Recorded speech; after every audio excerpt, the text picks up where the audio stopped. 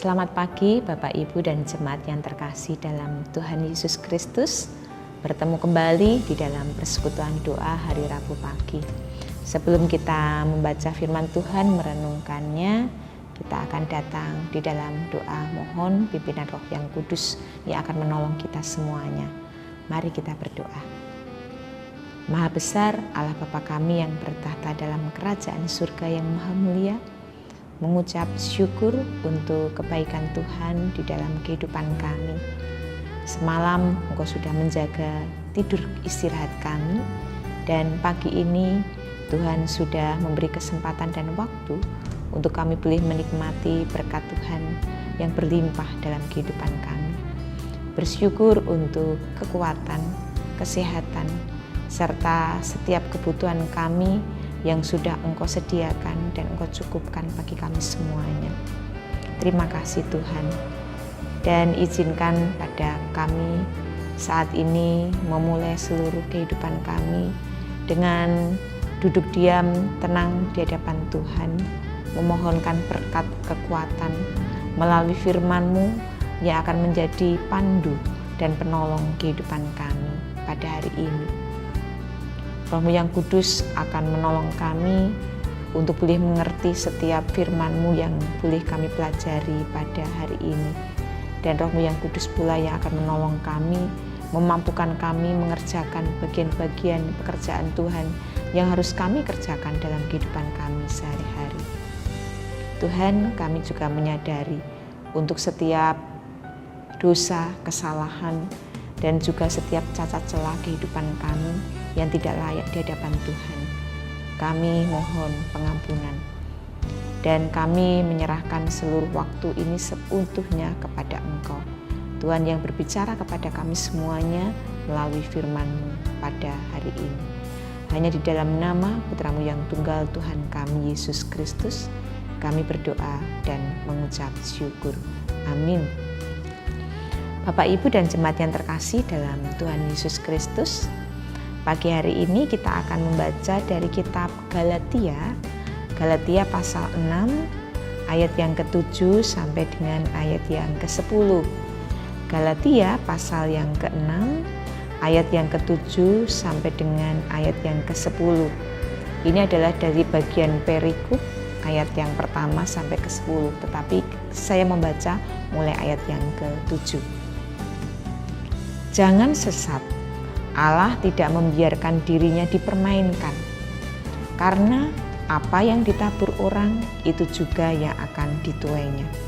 Sebab barang siapa menabur dalam dagingnya, ia akan menuai kebinasaan dari dagingnya. Tetapi barang siapa menabur dalam roh, ia akan menuai hidup yang kekal dari roh itu. Janganlah kita jemu-jemu berbuat baik, karena apabila sudah datang waktunya, kita akan menuai jika kita tidak menjadi lemah. Karena itu, selama masih ada kesempatan bagi kita, marilah kita berbuat baik kepada semua orang, tetapi terutama kepada kawan-kawan kita seiman. Dengan sebuah renungan pada pagi ini dalam tema yaitu hukum tabur tuai. Bapak, Ibu, dan jemaat yang terkasih dalam Tuhan Yesus Kristus, ada pepatah Tionghoa yang berkata, kalau tidak salah saya mengucapkannya, Zong gua de gua, zong dou de dou. Zong gua de gua, zong dou de dou. Yang artinya, tanam labu maka akan dapat labu. Tanam kacang maka dia akan dapat kacang. Kenapa pepatah Tionghoa ini mengajarkan kepada kita dan kita anut sampai dengan saat ini, bahkan sampai kepada kehidupan saat ini? Karena ternyata pepatah Tionghoa ini banyak sekali mengena dalam kehidupan kita, baik sebagai orang Kristen maupun orang di luar kekristenan. Bahkan di ayat Galatia pasal 6 ayat yang ke-7 dikatakan, karena apa yang ditabur orang itu juga yang akan dituainya. Berarti apa yang dikatakan pepatah Tionghoa, tanam labu dapat labu, tanam kacang dapat kacang, senada dengan Galatia 6 ayat yang ke-7. Siapa yang menabur, maka dia yang akan menuai apapun itu. Kadangkala kita berpikir bahwa apa yang ada di sekeliling kita ini serta-merta kita mengkambing hitamkan banyak hal ketika terjadi. Ketika tiba-tiba kita merasa menang, kita merasa tersinggung dan menyalahkan orang lain karena sebuah efek yang terjadi di dalam kehidupan kita, tanpa kita mau berpikir dan introspeksi bahwa segala sesuatu yang terjadi tidak serta-merta spontan ataupun dikerjakan ataupun jadi efek dari perbuatan orang lain. Bisa jadi apa yang terjadi pada kita itu adalah akibat dari apa yang kita perbuat. Jemaat yang terkasih, paling tidak ketika kita mengerjakan sesuatu hal bisa berakibat ketiga hal ada di dalam kehidupan kita maupun di sekitar kita. Yang pertama, ketika kita berbuat sesuatu langsung berkenaan dengan kehidupan kita secara pribadi. Contoh adalah sakit. Jangan menganggap remeh ketika kita tidak disiplin di dalam kita mengelola kehidupan, merawat tubuh kita, makan, minum yang tidak teratur. Akibat kita sibuk, maka kita tidak disiplin di dalam kita mengkonsumsi makanan atau minuman. Dan efek yang terjadi langsung serta-merta merugikan kita diri sendiri ketika kita sudah ada pada sakit penyakit MAH misalnya. Penyakit MAH yang kita derita serta-merta akibat dari ketidakdisiplinan ketika kita merawat diri kita sendiri. Pola hidup, makan, pola hidup istirahat, pola hidup minum, dan pola hidup mengkonsumsi hal-hal yang masuk di dalam tubuh kita akhirnya berakibat, berefek pada sakit penyakit yang ada pada kita. Artinya ketika kita menabur sesuatu hal tentang ketidakdisiplinan, pada akhirnya merugikan diri kita sendiri. Kita menuai sebuah penyakit yang ada dalam tubuh kita. Jenis yang kedua, ketika kita mengerjakan sesuatu hal dan langsung berkenaan dengan orang lain ataupun merugikan orang lain. Sesuatu hal yang kita kerjakan dan langsung berhubungan dengan orang lain, sebagai salah satu contoh adalah ketika kita memegang atau mengendarai kendaraan bermotor di jalan raya dengan ugal-ugalan, dengan kecepatan tinggi, tanpa melihat sekeliling kita, dan serta-merta terjadi kecelakaan yang itu tidak hanya merugikan kita sendiri, tetapi langsung berhubungan dan merugikan orang lain. Karena harus mencelakai diri pribadi orang lain. Artinya ketika kita mengerjakan, menabur sebuah kecerobohan, yaitu ketidakhati-hatian ketika kita mengendarai sepeda motor ataupun mobil, ternyata menuainya adalah ketidakbaikan bagi orang lain dan kita sendiri. Jenis yang ketiga, ketika kita mengerjakan sesuatu dan itu menimbulkan efek yang mungkin dirasa bagi orang lain tidak serta-merta langsung dirasa, tetapi memerlukan proses yang cukup panjang, proses yang cukup mungkin membutuhkan waktu beribu-ribu tahun, beratus-ratus tahun. Pemanasan global yang saat ini terjadi adalah apa yang dikerjakan oleh orang-orang di masa lampau, masa sekarang, dan nanti akan diikuti oleh masa mendatang. Penggunaan CFC, klorofluorokarbon, desinfektan, zat semprot, kemudian parfum, kosmetik, yang itu bisa membuat lapisan ozon akan semakin menipis, pemanasan global di mana bumi kemudian dipenuhi dengan gas karbon dioksida yang akan merambah ke pemanasan tidak sempurna, menimbulkan gas karbon monoksida. Apa yang dikerjakan oleh orang-orang di sekitar kita di masa lalu, di masa sekarang ataupun nanti akan berakibat, berefek kepada anak cucu keturunan kita nanti. Karena bumi ini semakin tua, akan terjadi pemanasan global. Artinya, kita tidak menyadari bahwa apa yang kita kerjakan pada akhirnya akan menuai sesuatu hal yang buruk pada anak cucu kita. Bapak, Ibu, dan jemaat yang terkasih dalam Tuhan Yesus Kristus, bagaimana dengan kehidupan kekristenan? Apakah kehidupan kekristenan juga mengenal istilah dari Tionghoa ini? Siapa yang menabur, dia akan menuai. Alkitab mengajarkan kepada kita di Galatia pasal 6 ayat yang ke-7 bagian yang B, karena apa yang ditabur orang, itu juga yang akan dituainya.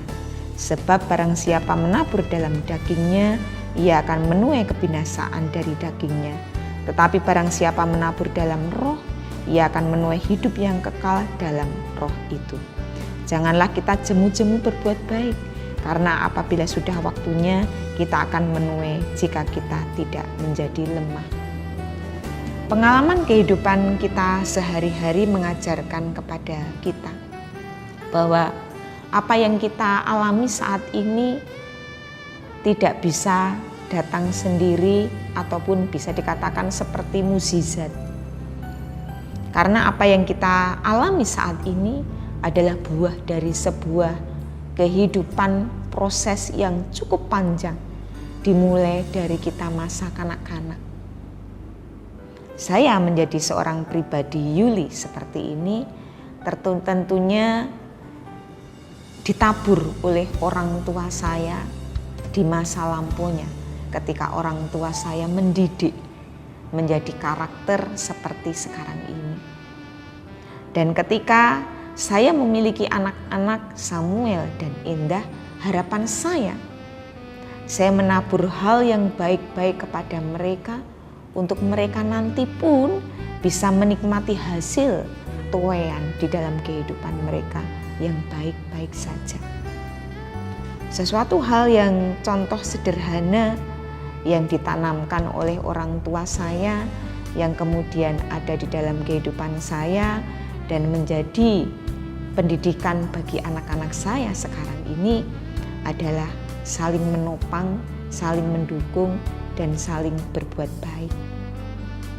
Ketika saya memiliki orang tua, di mana orang tua saya menjadi topangan bagi saudara-saudaranya, keponakan dan keponakannya, kehidupannya menjadi kehidupan bersama. Apa yang dimakan oleh orang tua saya, itu yang dimakan oleh keponakan-keponakannya. Ketika enak dirasa enak bersama, ketika tidak enak dirasa tidak enak bersama. Dan kehidupan yang dari awal semulanya dididikkan kepada saya, sampai sekarang kami menuainya. Ketika di masa tua, orang tua saya diopeni oleh ponaan-ponaannya itu. Karena orang tua saya menabur sebuah kebaikan. Meskipun bukan anak kandungnya, tetapi ternyata keponakan-keponakan itu sangat menghormati, merawat orang tua saya. Dan saya mengajarkan kepada anak-anak saya, ketika anak-anak saya memiliki hubungan erat dengan saudara-saudaranya, meskipun bukan sekandung, saya juga mengajari kepada mereka, jangan pernah pelit, saling mendukung, saling membantu. Ketika saat ini kamu diberi atau diberi hadiah atau diberi kebaikan oleh Pak D, oleh Om, maka pada suatu saat nanti kamu juga harus memberi kebaikan kepada mereka. Hal yang sederhana, hal yang kecil, tetapi itu ketika kita tanamkan, niscaya akan membawa sebuah kebaikan di masa yang akan datang. Bapak, Ibu, dan jemaat yang terkasih dalam Tuhan Yesus Kristus, Ketika kita sudah memiliki sebuah pemikiran yang positif, tidak pernah overthinking terhadap kehidupan di sekeliling kita, tidak mencari kambing hitam, tidak menyalahkan sebuah keadaan, karena sebuah reaksi terjadi karena suatu aksi. Reaksi tidak akan terjadi kalau tidak dimulai dari sebuah aksi. Tidak mungkin seseorang di dalam kehidupannya menaruh kesabaran, entah kesabaran dalam penderitaan, kesabaran dalam doa, kesabaran dan ketekunan di dalam pekerjaan, dia akan menuai sesuatu hal yang baik. Namun ketika dia memiliki dan merawatnya dengan baik, kesabaran itu pasti akan membuahkan hasil juga yang baik.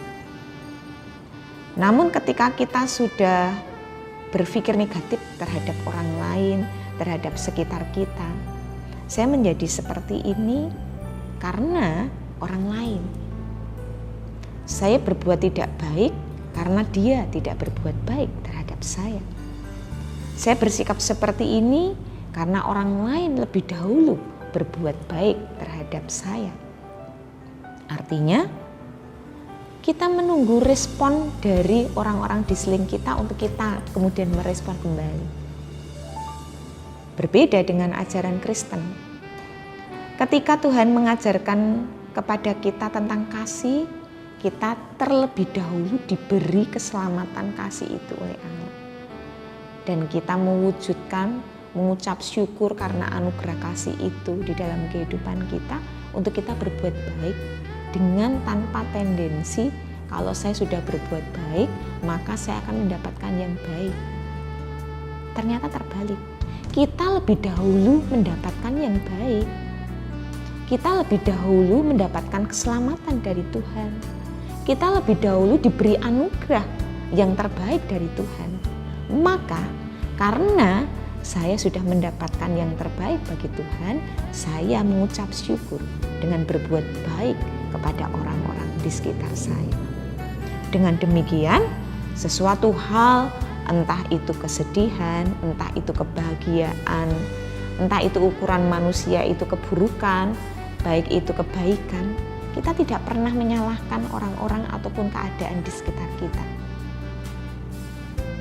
Sehingga ketika kita diajarkan untuk berbuat baik, janganlah kita jemu-jemu berbuat baik, karena apabila sudah datang waktunya, kita akan menuai jika kita tidak menjadi lemah. Artinya kita itu terus didorong, dimotivasi oleh ajaran Tuhan. Tidak pernah berhenti berbuat baik. Sehingga harapan kita ketika kita berbuat baik dan kita tidak menjadi lemah, terus-menerus berbuat baik, kita akan menuai juga hal yang baik. Jemaat yang terkasih dalam Tuhan Yesus Kristus, selama masih ada kesempatan bagi kita di ayat yang ke-10, marilah kita berbuat baik kepada semua orang, terutama kepada kawan-kawan kita seiman. Karena kita tidak bisa hidup sendirian di atas muka bumi ini. Sekuat apapun kita, sepintar apapun kita, setangguh apapun kita, sekaya apapun kita, kita tidak pernah bisa hidup sendiri. Ada orang-orang di sekeliling yang membutuhkan dan yang kita butuhkan. Kita membutuhkan mereka dan mereka juga membutuhkan kita. Maka ada baiknya kita saling menopang, mendukung. Alangkah indahnya ketika hukum tabur tuai ini semuanya bisa dikerjakan dengan sebaik mungkin. Terutama adalah orang-orang yang sudah mengenal Tuhan Yesus Kristus. Kita sebagai orang Kristen, umat kepunyaan Tuhan yang sudah diajarkan hukum kasih, kita menabur seluruh kebaikan yang ada dalam kehidupan kita. Pasti hasilnya akan membuahkan, yaitu menuai kebaikan juga. Selamat menghayati kehidupan bersama-sama dengan Tuhan, dan Tuhan pasti memampukan kita untuk mengerjakan yang terbaik untuk kehidupan dan sesama kita. Amin. Saat teduh untuk kita.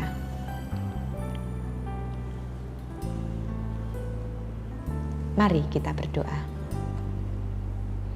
Allah Bapa kami yang bertahta dalam kerajaan surga mulia, mengucapkan segala puji dan syukur terima kasih karena pada hari ini kami boleh dibukakan pengajaran dari kitab Galatia. Bagaimana Tuhan terus menolong kami semuanya mengerti sebuah prinsip kehidupan untuk kami boleh dengan bijaksana mengerjakan segala sesuatu dalam kehidupan kami yang baik-baik saja.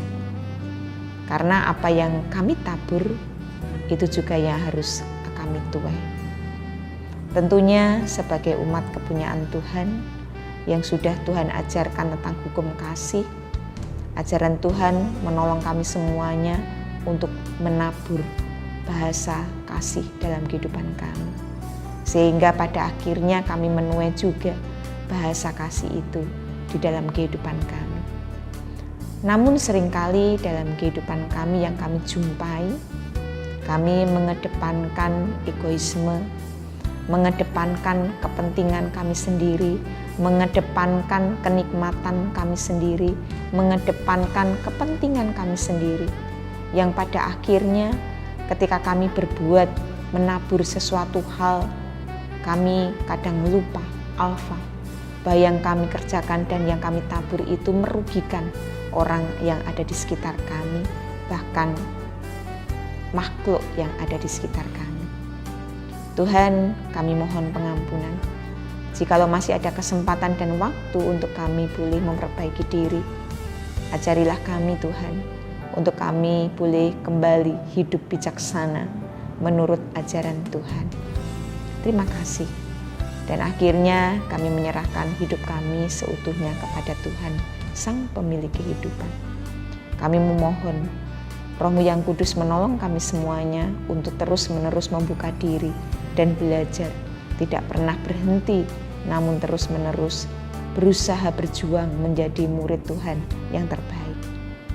Mohon pengampunan jikalau di dalam merenungkan bagian firman-Mu ada hal yang tidak berkenan di hadapan Tuhan. Kami mohon pengampunan. Dan hanya di dalam nama Putra-Mu yang tunggal Tuhan kami, Yesus Kristus, kami berdoa dan mengucap syukur. Amin. Akhirnya terima kasih untuk perhatiannya. Selamat berjuang. Salam sehat untuk kita semuanya. Selamat pagi.